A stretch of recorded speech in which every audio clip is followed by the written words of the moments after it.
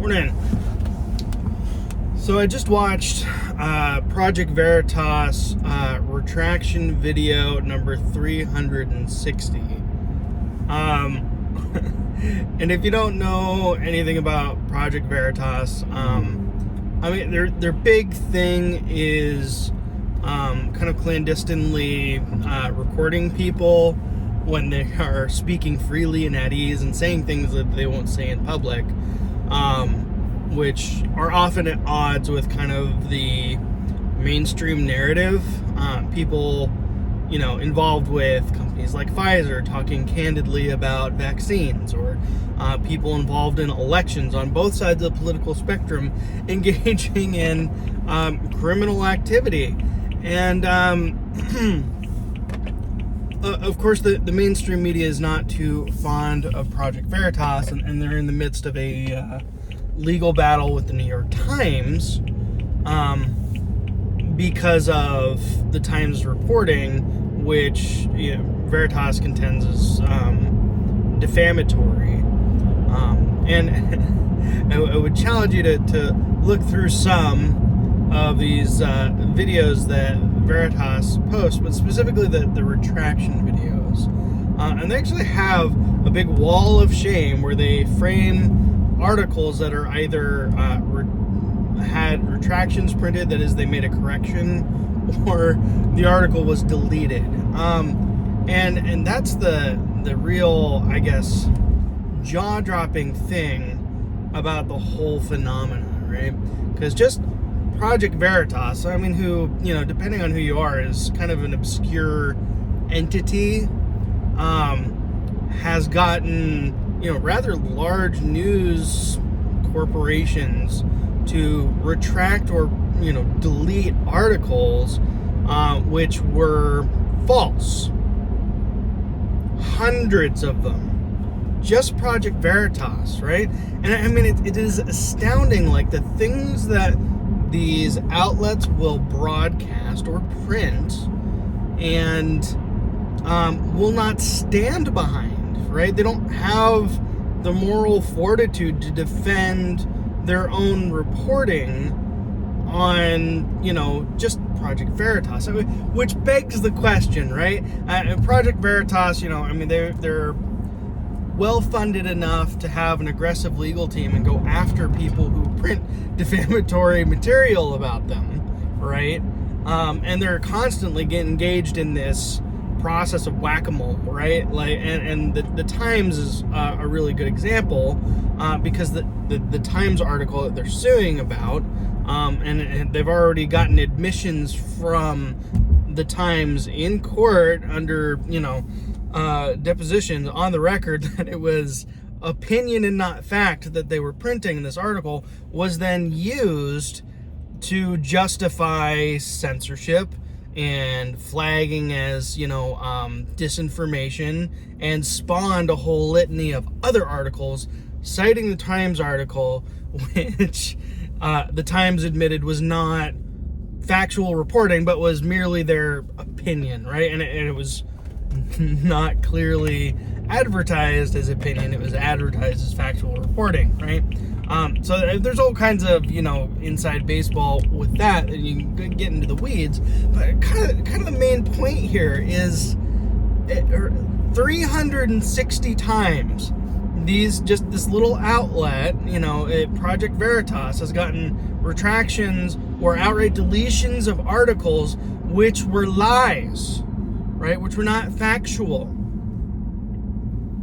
And again, it begs the question, how much of what we read do we just accept uncritically, and the persons or situations or events that are being referenced either do not have the ability or the resources to push back, right? And these outlets can just kind of say whatever they want to say if it suits their agenda. 360. And I mean, like I said, I'll link the retraction 360, but I look at a few of them and see just the kind of like outrageous stuff that they will say about Project Veritas that, again, they refuse to stand by. They don't have the moral fortitude to defend. Like, and if you're not willing to defend your own reporting, why are you publishing it in the first place? Right? And so much of the problems that we have as a society, so much of the divergent realities that we live in, I think a lot of the problem there is because there are people in a position to know who look at the reporting and say, that is obviously false, and you are either grossly incompetent or lying, right? And you do it repeatedly. And just my personal slant on all this is, of course, law enforcement related topics, and anyone working in law enforcement who looks at the reporting sees how woefully inaccurate it is. And the way that the issues get framed and the one-sided manner the issues get framed, anybody with the knowledge and know-how in that particular field is going to see how ridiculous it is. But the uninitiated wouldn't know, and wouldn't know that they don't know, right?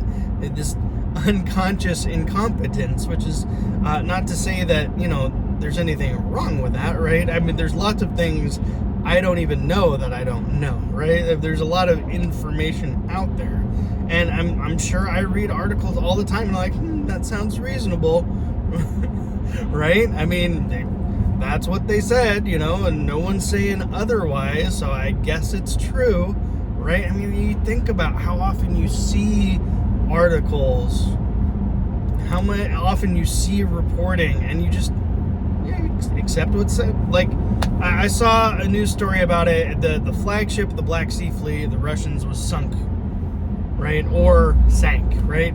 Now, the Ukrainians say they sunk it, right? They shot it and, blew it out of the water. And the Russians say, well, no, it was old and it had some maintenance issues and there was a fire and oopsie daisy, right? Who knows? Right? But, I mean, the way the reporting comes across is like, oh, yeah, I mean, we're in a war zone. This warship sank. The Ukrainians probably did it. And I mean, like, we have no idea, right? I mean, it's just a talking head on a screen, a bold print headline, and like some grainy stock photo of, a Russian cruiser. Like, is that the actual ship that was, they're talking about? Like, I mean, I haven't personally seen any ships in the Black Sea because I haven't been to the Black Sea, right? I haven't seen any live reporting from the Black Sea, and even if I did, like, how do I know that reporter's actually in Ukraine standing on the shores of the Black Sea, right? I mean, it's the sort of thing that makes you question, like, your fundamental assumptions about reality and what you know, which you should do, right? I mean, don't make any more assumptions than you have to. But it's a challenge, right? You can't function as a human being constantly, questioning. It's like, well, are my socks really black or are they just really deep blue, right? I mean, just like it's debilitating if you get too into the weeds on just questioning everything. But I mean, how do you parse out what matters and what's relevant, right? And ultimately, the immediate things around us, in our own little world, we, maybe have a better grasp of because we interact with on a daily basis. And the more, high level we get with some of these concepts like international conflict, and just, how could you know? What else could you do but go to a seemingly official and trusted source? Like I saw a screenshot from some reporting from New Zealand and the Prime Minister there saying something to the effect of, we will remain your, single source for, the facts or the truth or something like that. I forget exactly how it was written, but like there's, God, how many layers are that? Like A, like what news outlet is this? How trustworthy is this? B, is that an actual factual quote? Like I didn't hear her say it herself. I mean, C, what is the context of how she said that? And D, if all of that is true, like how on earth, does somebody have the balls to say, no, I'm the government, I am your single source for truth, you will come to me and no one else? Like, really?